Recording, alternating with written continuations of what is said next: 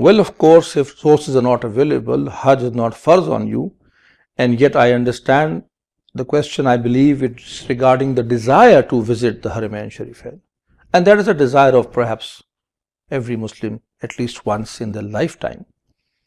First of all, like in all matters, make dua. Ask Allah for this. Plead with Him to give you the opportunity, the resources to perform the Hajj, to visit His holy house, His holy city, and the holy city of His Prophet ﷺ.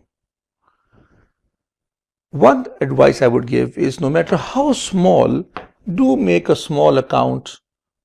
Start collecting some money, no matter how small. Start your own account and ask Allah to give you barakah in that, to give you blessing in that.